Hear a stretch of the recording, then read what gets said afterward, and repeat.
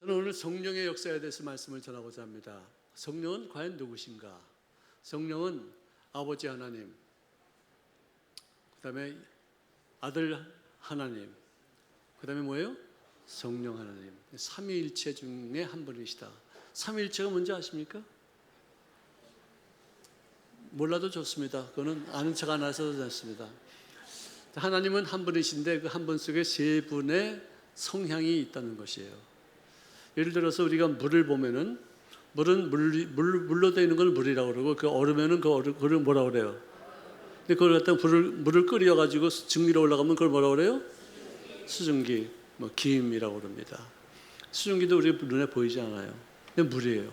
지금도 계속해서 바다를 통해서 강을 통해서 하늘로 올라가서 구름을 형성하고 비로 내려져요.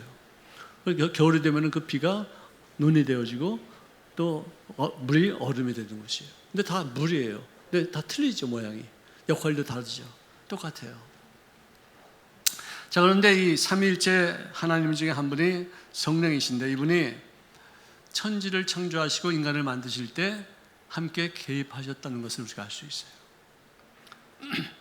창세기 1장 2절에 보니까 땅이 혼돈하고 공허하며 흑암이 깊음 위에 있고 하나님의 영, 뭐예요? 하나님의 영이 뭐예요? 성령이에요. 성령은 수면 위에 운행하시니라. 자, 땅이 혼돈합니다. 공허합니다. 무질서합니다. 캄캄합니다. 거기에 또 물이 이렇게 덮여 있었습니다. 근데 그것을 그 위에 하나님의 영이 이렇게 마치 달걀이 아니다. 암탉이 달걀을 품고서 이렇게 그래서는 또 불이 이렇게 해가지고 집어넣고서 이거 바꿨다 놓았다 이렇게 하면서 뽁뽁뽁뽁 이런 모습으로 지구를 이렇게 품으셨대요. 그러고 나서는 빛이 있으라 하며 말씀의 하나님이 선포하시니까 빛이 있었고 빛을 보시기에 하나님이 매우 좋았더라. 할렐루야. 참 이 창조 때의 그 일을 우리가 상상도 못하지만 조금만 상상력을 동원해서 이거 봐도 너무 영화롭고 아름답고 신기하고 놀랍습니다. 자, 그런데 창세기 2장 7절에는 하나님께서 땅의 흙으로 사람을 지으셨어요. 우리 인간은 흙에 속성하고 케미칼이 똑같아요. 화학 요소가 다 똑같아요. 죽으면 더 흙으로 돌아가면 흔적도 남지 않아요. 그만큼 흙하고 우리 몸은 일체감이 되죠. 쉽게 녹아져요. 쉽게 하나가 될 수 있어요. 우리가 흙으로 만들어진 존재이죠. 그런데 이 흙에 하나님께서 생기를 그의 코에 불어넣으셨다. 생기를 그의 코에 불어넣으시려면 어떻게 해야 될까요? 네? 내가 보기에는 하나님이 너무 이뻐가지고 너무 사랑스러워가지고 양쪽 귀를 잡고서 하다가 생기가 코로 들어간 것 같아요. 에이씨, 아멘도 안 하는 거 봐요. 제가 생각하기에 그런 것 같아요. 자, 그러므로 인간은 어떤 존재냐? 흙이라는 물질과 영이라는 하나님의 성령이라는 비물질이 연합되어져서 그들의 마음이 생긴 거예요. 이 마음을 우리가 생령이라 그러는데 이 생령이라는 말 자체가 번역이 잘못됐어요. 생혼 그래야 돼요. 생혼. 다시 말해서 living soul, 살아있는 혼이다는 뜻이에요. 우리 인간도 삼위일체죠. 영이 있고 육체가 있고 마음이 있어요. 그렇죠? 마음도 나고 육체도 나고 영도 나요. 이 영이 천국에 같이 가서 거기서 영생하는 그런 존재가 되지 않겠습니까? 그러므로 우리 인간은 존귀 여겨야 돼요. 왜?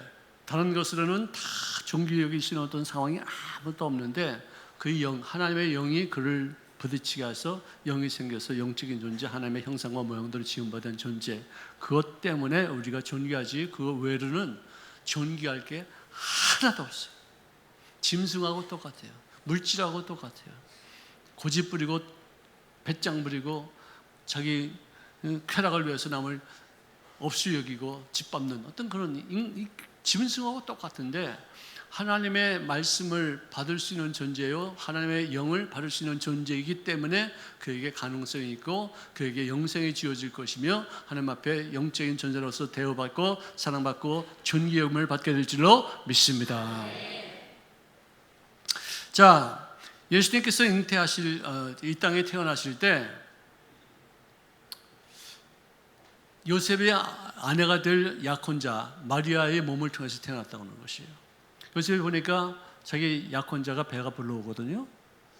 참 어땠을까 그때 기분이? 난 잘 모르겠어요. 정말 어땠을까? 참 이상할 것 같았어요. 그래서 그가 의로운 사람인지라 조용히 그와의 관계를 끊고자 했을 때 어떤 것인가 이 사실을 설명하는 천사가 꿈에 그에게 나타나서 하신 말씀이 네 아내 마리아 데려오기를 무서워하지 말라. 그에게 잉태된 아기는 성령으로 된 것이니라. 그러나 다른 남자와 잠자리를 같이 해서 잉태된 것이 아니기 때문에 그 약혼녀를 데려오기를 두려워하지 말라. 성령으로 잉태됐다. 저는 마리아가 처녀의 몸으로 남자의 관계없이 잉태됐다는 것 때문에 예수를 믿지 않았었는데 예수를 믿고 나니까 그것 때문에 예수를 믿게 됐어요. 왜? 우리는 아버지와 엄마의 피가 섞여 있기 때문에 이 속에 죄가 흐르고 있어요. 내가 죄를 지어서 죄인이 아니라 죄인으로 태어났기 때문에 죄를 짓는 것이에요. 근데 마리아는 남자를 통해서 잉태한 것이 아니라 성령 하나님의 하늘을 통해서 잉태한 아이이기 때문에 그 아이 피 속에는 죄가 없어요. 그분이 죄를 안 지어서 의인이 된 것이 아니라 의인으로 태어났기 때문에 죄를 안 지은 것이에요. 여러분들 그 차이는 많습니다. 내가 누구한테 빚이 100만 원 있다고 그럽시다. 근데 여기 빚이 10만 원이 있는 사람한테 내가 내 빚을 내가 청산하노라 하고서 내가 갚을 수 있겠어요? 이 사람은 갚았을지 모르지만 나는 110만 원이라는 빚이 더 지는 거예요. 내가 빚이 있는 이상 남의 빚을 갚을 수가 없어요. 마찬가지로 내가 죄인인 이상 남의 죄를 내가 대신 걸머지고 내가 심판받을 수가 없어요. 내가 죄인이 아니기 때문에 남의 죄를 내가 대신 걸머지고서 심판받을 때 그것이 효력이 생기는 것입니다. 그래서 예수님은 이 땅에 태어나실 때 죄의 피가 흐르지 않는 의인의 피, 죄가 없는 사람으로 이 땅에 태어나셔서 죄 있는 인생들을 위해서 대신 십자가에서 못 박혀 대속의 죽음을 통해 우리에게 영원한 생명을 주신 줄로 믿습니다. 예수님이 3년 반 동안의 공생 중에서 많은 기사와 이적이 나타났는데 죽은 자를 살리시고 장님의 눈을 뜨게 하시고 문둥병의 병을 고치셨어요. 10여 년 동안 피를 흘리던 여인의 피를 그치게 하셨어요. 죽어간 사람들을 살렸었어요. 너무나도 엄청난 일이 있었어요. 근데 이런 일들이 어떤 일들로 일어났느냐? 마태복음 12장 28절에 보니까 내가 하나님의 성령을 힘입어 귀신을 쫓아내는 것이면 하나님의 나라가 너희에게 이미 임하였느니라.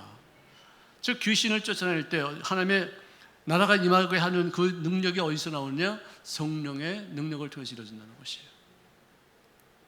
예수 이름으로 내가 귀신을 쫓지만 예수 이름을 통해서 귀신을 쫓는 능력이 어디서 생겼냐? 성령이 나와 함께 하심을 통해서 이루어지게 될 줄로 믿습니다. 성령님은 정말로 우리 신앙생활에서 빼놓을 수 없는 분이에요. 성령이 없으면 기독교가 존립되지가 않아요. 하나님과 아버지로만 기독교가 존립됐다면 그 기독교는 종교에 불과하지 성령이 계시기 때문에 그 기독교가 살아있는 생명력이 있는 하나님과의 관계로 발교가 된 줄로 믿습니다. 굉장히 중요한 얘기입니다. 자, 그러므로 내 마음속에는 원래가 하나님과 성령으로 채워지지 않았고 마귀와 세상과 내 쾌락으로 내 어떤 소원으로 채워져 있었어요. 근데 이것을 쫓아버리고 새로운 왕이 내 마음의 주인 되기까지 성령님의 역사가 있었기 때문에 하나님의 나라가 우리 마음속에 임하여서 그분의 통치권에 속해 있는 삶을 살게 하시는 그 주체가 누구냐? 성령인 줄로 믿습니다. 이 성령으로 말미암아 우리가 거듭나지 않으면 하늘나라에 들어갈 수가 없다는 것이에요. 육체로 난 것은 육이요, 성령으로 난 것은 영이다. 물로 태어난 것, 그것은 육체입니다. 하지만 영으로 태어난 것은 성령이기 때문에 사람이 물로 한번 태어나고 난 다음 영으로 태어나야지만 그가 구원받아서 천국에서 영원한 생명을 얻을 수 있다는 것을 말씀해 주고 있는 것이에요. 자, 고린도전서 15장 45절에 보니까 첫사람 아담의 영은 산 영이다. 즉 living soul이라고 그랬어요. 근데 마지막 아담은 어떤 영이냐? 살려주는 영이다. 살아있는 영과 살려주는 영은 차이가 많이 있어요. 산 영혼은 살아있는 존재 그것밖에 안 돼요. 살다가 자기를 위해서 살다가 자기 어떤 쾌락을 위해서 살다가 자기 어떤 영광을 위해서 살다가 자기 복받기 위해서 살다가 죽으면 끝나는 것 존재. 살아있는 혼이다 그래요. 산 영은 뭐냐면은 살리는 영은 뭐냐면 내가 나만 살아있는 것이 아니라 죽어있는 남들까지도 다시 살릴 수 있는 어떤 권세가 있는 사람들, 바로 예수님을 말해주고 있어요. 나도 죽어 있었는데 그분의 살리시는 역사로 말미암아 내가 살아났고, 내가 이제는 살아나는 것으로만 존재하는 것이 아니라 이제는 나도 살리는 영을 갖고 있는 존재로서 남들을 이렇게 세우는 데 쓰임받는 삶을 살게 되어지게 될 줄로 믿습니다. 굉장히 중요한 것이죠. 우리가 이런 성령이 없으면 예수님을 하나의 역사적인 인물로만 알 수 없어요. 그냥 옛날에 2000년 전에 살다가 우리에게 좋은 말씀을 주시고 종교를 창조한 분 중에 하나다, 그렇게만 것으로는 안 되는데, 성령의 역사 때문에, 살리는 영의 역사 때문에 예수님과의 관계가 개인적인 구세주와 구원받은 사람의 관계가 되었다는 것이에요. 기독교가 다른 종교와 완전히 다른 차이가 바로 여기 있어요. 성령으로 말미암아 살리시는 영으로 내가 다시 소생되어지고 영생을 얻은 존재가 되어 천국에서 영원토록 주님과 함께 찬송하며 지내게 될 줄로 믿습니다. 자, 요즘 저출산 문제 때문에 고통 많이 받습니다. 약 한 40조를 썼대요. 10년 동안. 근데도 하나도 변화되지 않고 점점 더 지금 0.6%까지 내려갔어요. 그러니까 가임 여성들 중에서 1000명 중에서 6명만 아기 낳는다는 거예요. 그게 통계가 그런 거니까 얼마나 아기를 안 낳고 있어요 지금.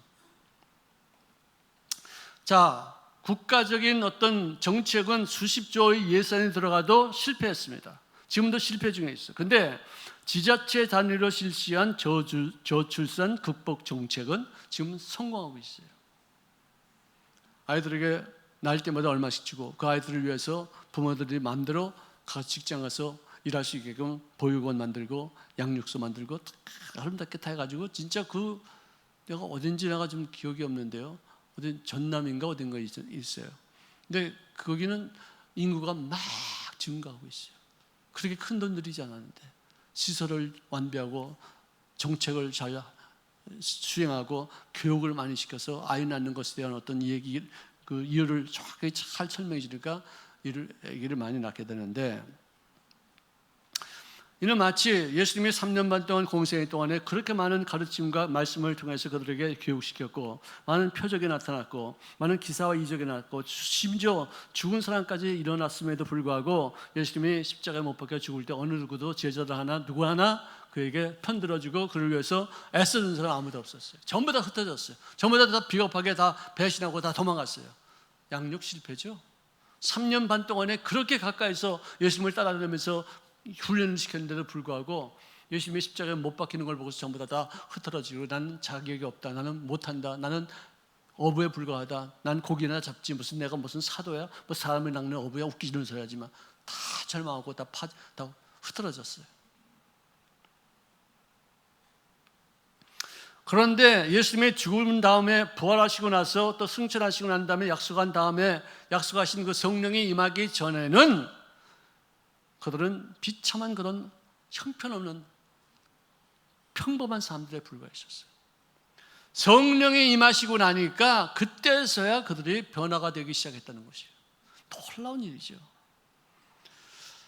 하나님의 때가 언제 오겠습니까? 우리가 언제부터 독립국가를 이루겠습니까? 로마의 압제부터 우리가 언제부터 해방되겠습니까? 당신이 이제는 왕이 될 거 아니겠습니까? 하는 뜻으로 언제 하나님의 나라가 임합니까? 했을 때 하는 말씀은, 때와 기한은 너희가 알 바가 아니라, 그게 중요한 것이 아니야. 네가 해야 될 것은 그것을 갖고서 네가 인생 목표를 삼는 것이 아니야. 때가 임하면은 오직 성령이 너에게 임할 것이야. 오직 성령이 임하야지만 다른 방법은 없어. 오직 다른 예외는 없이 오직 단 한 가지의 방법은 뭐냐? 성령이 너에게 임하게 되는 것, 바로 이것 이외에는 방법이 없느니라. 이것을 너희가 체험해야지만 너희가 권능을 받고 예루살렘과 유대와 사마리아와 땅끝까지 이르러 나의 증인이 되리라. 어느 누구도 전도하지 않았었어. 어느 누구도 양육하지 못했어. 어느 누구도 거듭나게 하지 못했어. 어느 누구도 천국 백성으로 만든 사람 하나도 없었어. 3년 반 동안에 아무것도 없었어요. 성령이 임하셔야지만 이런 일들이 일어날 것이다. 성령이 임하야지만 너희 마음속에 꿈이 잉태될 것이며, 성령이 임하야지만 너희들이 예수님의 신부로서 신랑의 씨를 받아서 잉태하고 절수산의 그 모든 잘못된 어떤 행태를 벗어버리고 아이를 많이 낳게 되고 꿈을 완성하게 되어지고, 꿈을 통해서 하나님의 열매가 이 세상에 아름답게 맺혀지는 데 쓰임받는 신부가 되어지게 될 것이다. 할렐루야. 아멘. 저도 이거 정말 굉장히 중요한 얘기예요. 이제 앞으로 우리 여성이 이제 성령과의 어떤 교제 이외에는 할 수 있는 게 아무것도 없어요. 왜 교회가 부흥이 안 되느냐? 왜 이렇게 저출산이냐? 왜 이렇게 성장이 안 되느냐? 주일학교 아이들이 왜 이렇게 정말 이렇게 교회 이렇게 정말 텅텅 비느냐? 상공사가 뭐 하느냐? 그렇게 아이를 써도 이렇게 교회가 왜 이렇게 부흥되지 않지? 왜 교회가 점점 줄어들지? 교회 점점 이렇게 노화되지? 저출산이에요. 이 저출산은요, 미국이 벌써 한 30년부터 시작됐어요. 한국의 교회들도 지금 영적으로 저출산하고 있어요.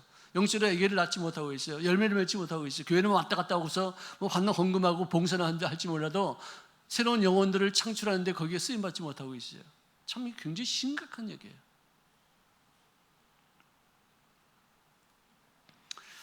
여러분들, 성령 외에는 나를, 예수님을 나의 구세주라고 말하게 할 수 있는 어떤 존재는 없어요. 누가 나한테 전도했을 때도 믿어지지가 않았어요. 무리를 걸었다? 안 믿어졌어요. 그분이 나의 구세주고 나를 위해 십자가에서 못 박혀 죽었다. 그게 무슨 말인지 모르겠어요. 부활하셨다? 아유, 웃기는 소리 하고 있네. 내가 이상하게 그렇게 부인하고 그렇게 믿지 않고 그렇게 남들을 조롱하고 예수 믿는 사람들을 아주 없이 여기던 그런 사람이 어느 한순간에 갑자기 십자가의 사건이 하나님과 나 사이에 어떤 관계가 있다는 것을 깨닫고 나서 내가 죄를 지었는데 이 죄를 심판하지 않고 나를 구원하기 위해서 내가 받을 심판을 당신이 받으셨다는 사실에 내가 얼마나 많이 울었는지 몰라. 얼마나 감격했는지. 펑펑 울었어요. 며칠, 몇 달, 몇 주, 몇 년을 우는 거예요. 계속. 너무 감격했어. 이거 어떻게 하는 거예요? 이게 뭐예요? 이게 무슨 일이 생긴 거예요? 이게 갑자기 왜 나에게 그렇게 안 믿은 사람이 그렇게 내가 믿은 게 아니야. 믿어지고서는 감동이 되고 눈물이 쏟아져. 그 은혜에 감격해서 아무리 힘든 일도 내가 감당하게 되고, 아무리 손해를 보는 일도 내가 감사함으로 하게 되고, 아무리 어떤 어려운 일도 내가 희생적으로 하게 될 수 있는 그 원천이 이게 어디서 나왔느냐 이게. 나를 변화시키는 분은 성령 하나님밖에 없는 줄로 믿습니다. 너희가 회개하여 각각 예수 그리스도의 이름으로 세례를 받으라. 죄사함을 받으라. 그리하면 성령을 선물로 받으리라. 성령의 선물을 받게 되리라. 같은 말이에요. 두 가지 어떤 번역이 다 있어요. 성령을 선물로 받든지 아니면 성령을 통해서 너희가 받을 선물이 있다는 것을 말하든지, 그 둘 중에 하나. 어쨌든 예수 믿으면 은사가 나타나게 될 줄로 믿습니다. 성령이 거하지 않으시면은 그리스도의 사람이 아니래요. 내가 예수를 믿어도 성령님을 통해서 예수를 믿는 것이고, 교회를 다녀도 하나님 앞에 나가 성령님의 인도하심을 받으면서 내가 신앙생활하는 것이지, 성령 없이 예수 믿는 것, 성령 없이 교회 다니는 것 종교인이요, 가짜요, 위선자요, 거짓말쟁이. 성령이 계시하지만 내가 믿어지는 거예요. 성령이 아니하고는 누구든지 예수를 그의 구세주라고 시인할 자가 없다고 말씀해 주는 것이요. 어떻게 예수님이 나를 위해서 십자가에서 못 박혀 죽으시고 나에게 영원한 생명을 주신 분이 된다는 사실이 어떻게 이게 믿어지는지 내가 도저히 이해가 안 가는 거예요. 지금도 이해가 안 가요. 성령님이 나에게 그런 믿음을 주셨다는 것 외에는 내가 다른 말로 표현할 길이 없어요. 자, 예수님이 십자가에 못 박히시기 위해서 이제 마지막 순간 제자들에게 하신 말씀 중에 하나가 있습니다. 내가 가는 것이 너희에게 유익이라. 내가 아버지께 구하겠으니 그가 너희들에게 또 다른 보혜사를 주게 할 것이리라. 그 또 다른 보혜사는 영원토록 너희들과 더불어 함께 하실 것이니 그분은 진리의 영이시니라. 그 말씀하셨어요. 여러분, 여기서 보혜사라는 말의 뜻은 뭐냐? 도움이라는 뜻이에요. 충고하시는 분, 상담하시는 분, 변호하시는 분, 나를 위해서 대변인이 되시는 분, 나의 스승님 말하는 거, 이게 보혜사라는 그 뜻이에요. 또 helpmate, 보혜사라는 뜻인데, 또 다른 보혜사라고 그랬어요. 다른 보혜사가 아니라 또 다른 보혜사라고 그랬어요. 다른 보혜사와 또 다른 보혜사가 무슨 차이 있어요? 네? 자, 이것과 이거는 다른 거예요. 그런데 이것과 이거는 다르지만 이것도 수건이고 이거는 또 다른 수건이에요. 그죠? 이건 같은 거예요. 같은 일을 해요. 속성이 다 같아요. 다른 거지만 이거를 갖다 헬라어로 알로스라고 그래요. 이것과 이것이 다른 것은 헤테로스라고 그래요. 근데 여기서 또 다른 보혜사를 알로스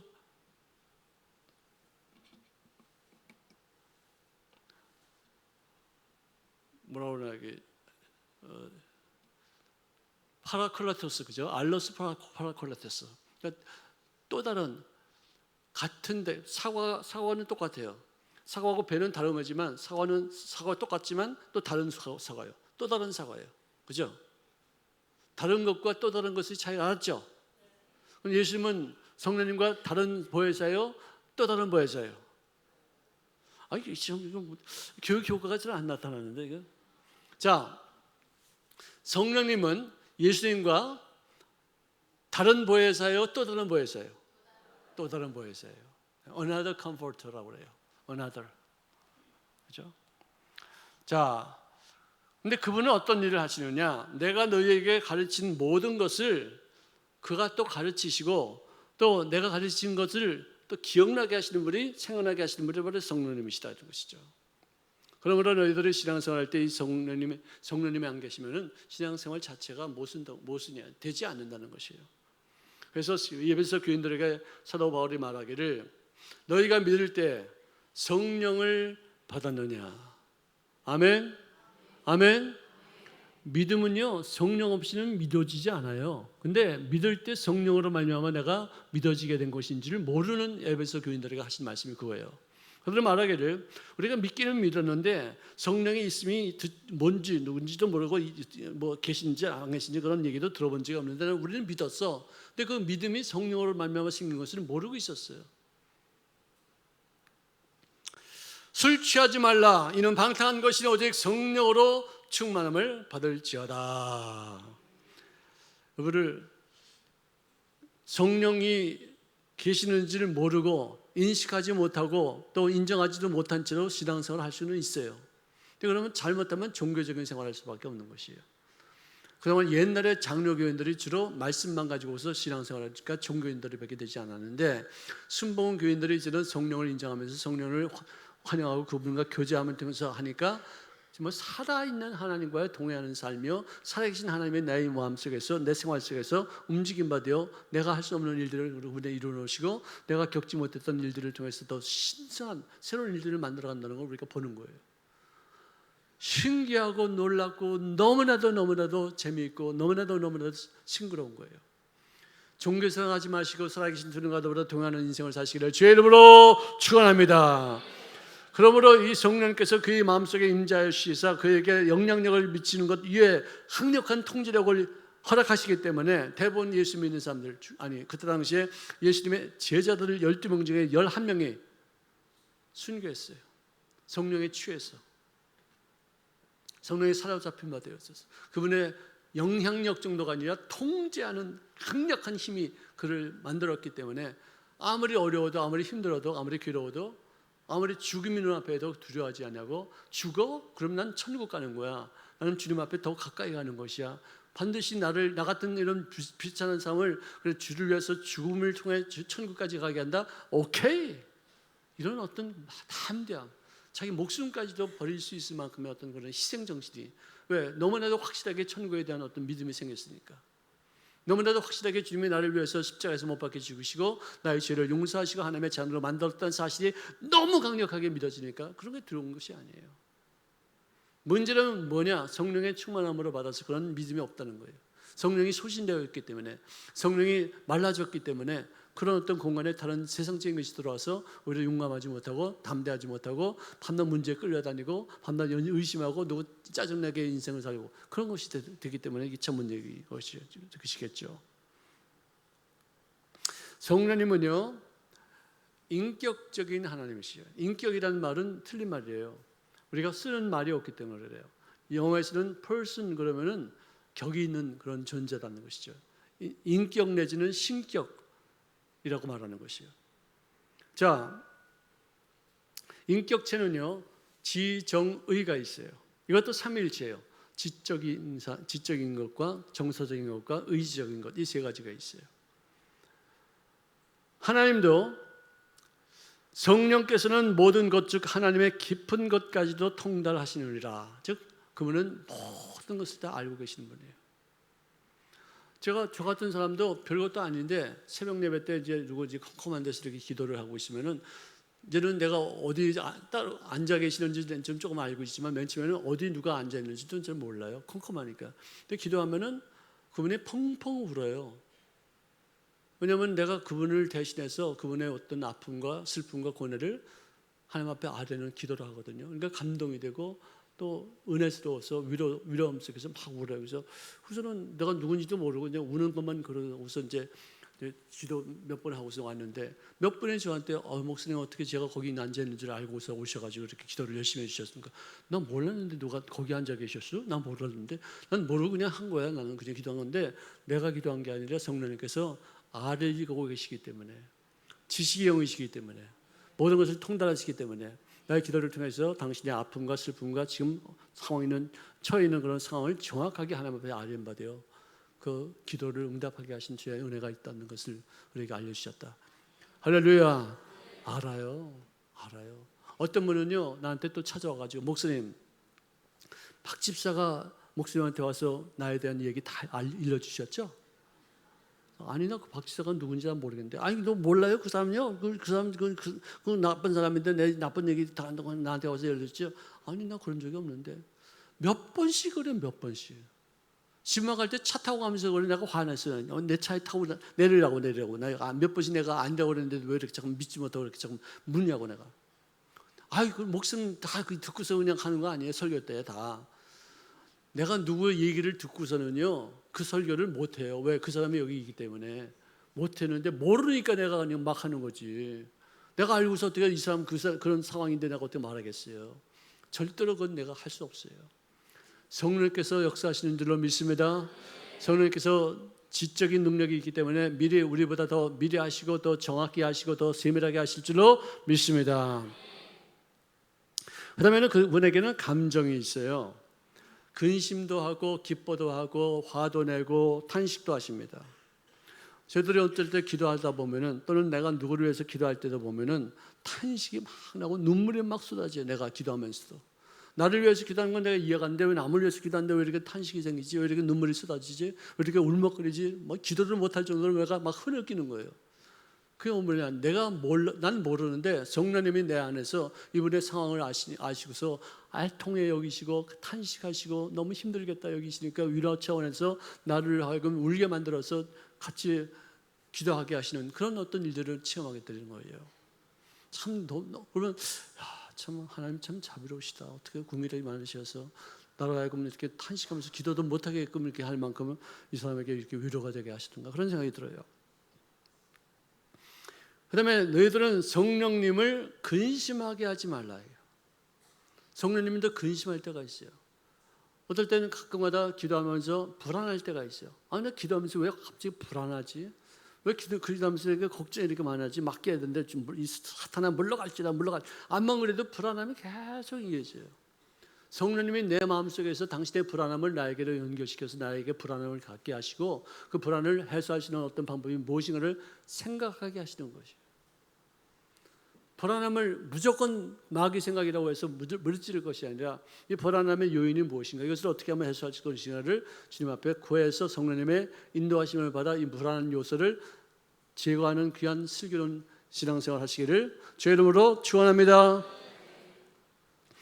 그 다음에 제가 어떨 때는 여러분들에게 이런 말 하죠. 아우 진짜 여러분들 너무 이뻐요. 이렇게 내가 보기에도 이렇게 이쁘고 사랑스러운데 하나님 보시기가 얼마나 이쁘시고 그 말은 내가 농담이 아니에요. 정말 표현할 길이 없이 여러분들이 아름답고 이쁘고 귀하고 큐티가 팍팍 나고 얼마나 사랑스러운지 그걸 목사가 돼봐야지만 안다 그렇게 말을 하지만 사실은 성령님이 내 마음속에서 당신이 여러분들을 보실 때 그 느낌을 나에게 전달시켜 주시기 때문에 당신의 그 기쁨은 무지하게 더 큰데도 나는 전달을 조금밖에 받지 못했음에도 불구하고 그렇게 아름답고 예쁘고 소중하고 할렐루야. 옆에 분들에게 인사하시죠. 당신은 천하보다 귀하신 분입니다.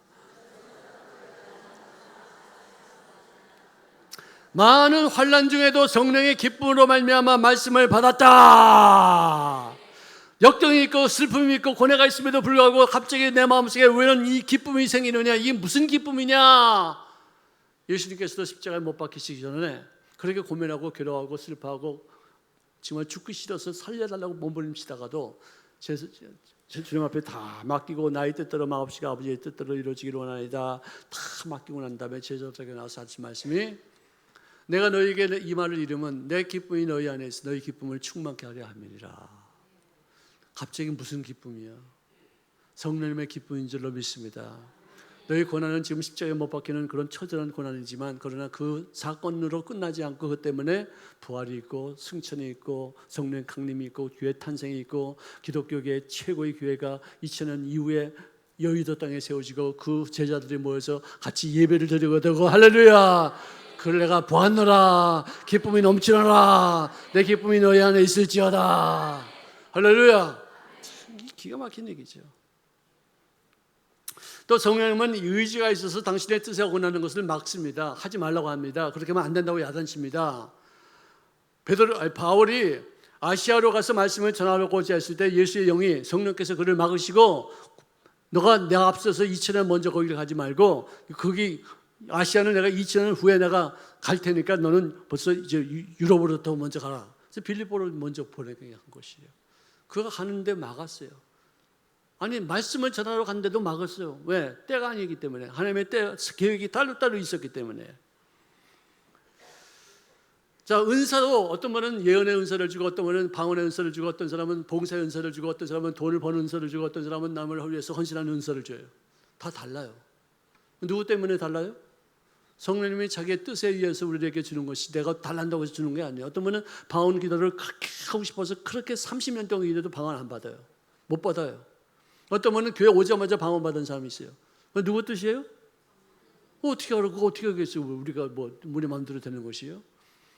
방언 받는 사람들은요 왜 받는 줄 아세요? 의심이 많아서 방언을 받아야지만 의심을 하지 않겠다 싶어서 방언을 주는 것이고 방언을 안 받는 사람들은 뭔지 아세요? 의심이 없기 때문에 그냥 방언 안 줘도 이 사람은 잘 믿겠구나 싶어서 방언 안 주는 거예요. 연사마 버전입니다. 연사마가 만든 성경 말씀이에요. 모든 일에 같은 한 성령이 행하사 그 뜻대로 각 사람에게 따로 그 은사와 그 은혜를 나눠 주시느니라. 그거예요. 여러분 은사는요 우리 말에 이런 말이죠. 군뱅이도 무슨 재주가 있어요? 그렇죠. 그 은사예요. 군뱅이 구르는 거 기가 막히게 굴러요. 어떻게 가다가 톡 건드리면 띠글띠글 이거 뚱뚱한 그런 살덩어리가 띠글띠글 굴르는데 야, 참 너 먹고 살기 참 힘들어. 잘 만들었다 진짜. 너 어떻게 이렇게 그런 걸 할 줄 아냐. 군뱅이도 구르는 재주가 있듯이 우리 각자에게는 다 재주가 있어요. 먹고 살 수 있도록 하게끔 하나님이 다 주셨어요. 아멘. 각자에게 주시는 재능이 있어. 어떤 사람은 음악적인 재능이 있어서 딱 들으면은 한 번에 외워서 짱 그대로 쳐버려요. 절대 음감이 있어요. 도저히 이해가 안 가요. 은사예요. 어떤 사람은 딱 보면은 쫙 보여요. 그 다음에 안 보고서 쫙 그려요. 기가 막히게 그래요.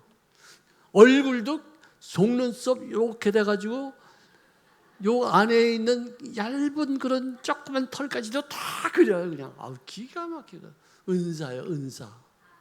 아멘.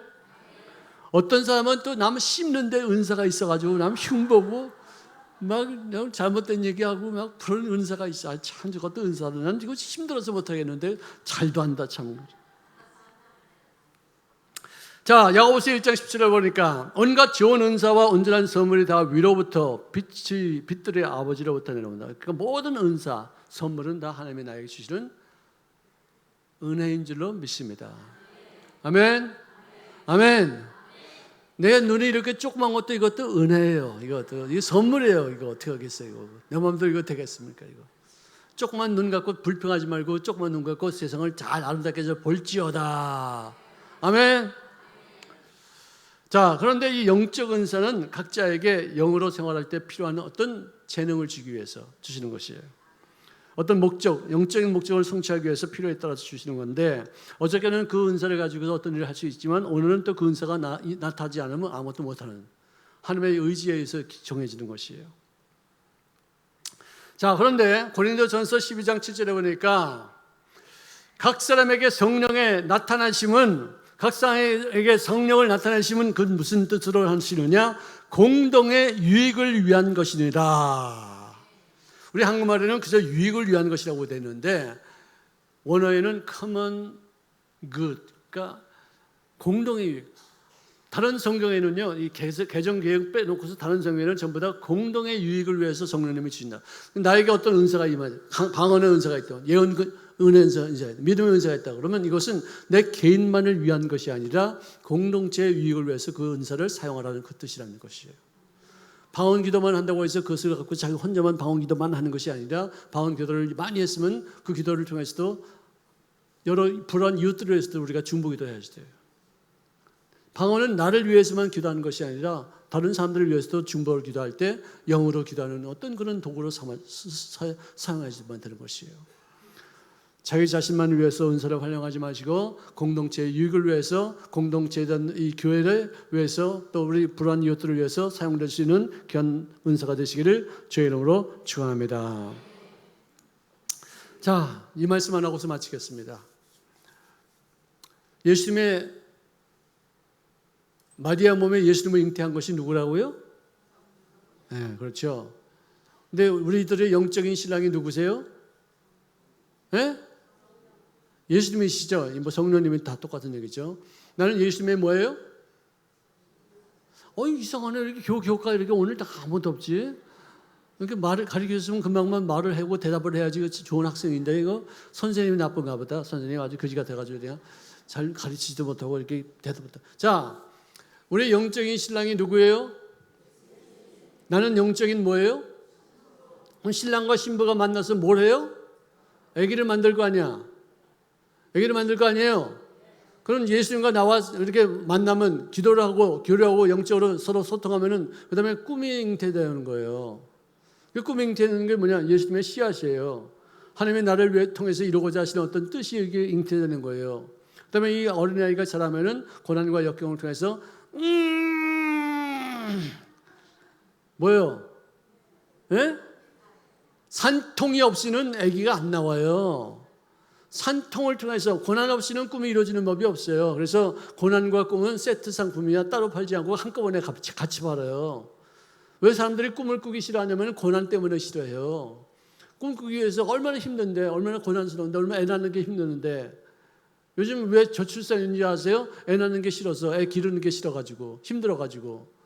근데 그 아이를 키울 때 그 보람과 그 자긍심과 그 기쁨과 그 영광이 얼마나 큰지도 모르고 당장 애 키우는 것 때문에 돈 들어간다, 내가 고생해야 된다, 내가 부자유하다, 내 인생을 허비한다, 그런 생각을 하고 있기 때문에. 여러분, 예수님의 신부로서 저출산 때문에 하나님 앞에 책망받지 마시기를 바랍니다. 아기를 쑥쑥 많이 낳으시기를 바랍니다. 아멘 소리가 이렇게 갑자기 전화가 있어요. 자, 나는 따라합시다. 나는 예수님의 신부입니다. 신부 역할은 씨를 받아서 쑥쑥 아기를 낳고 열매를 맺고 주님께 영광이 되는 것입니다. 아멘.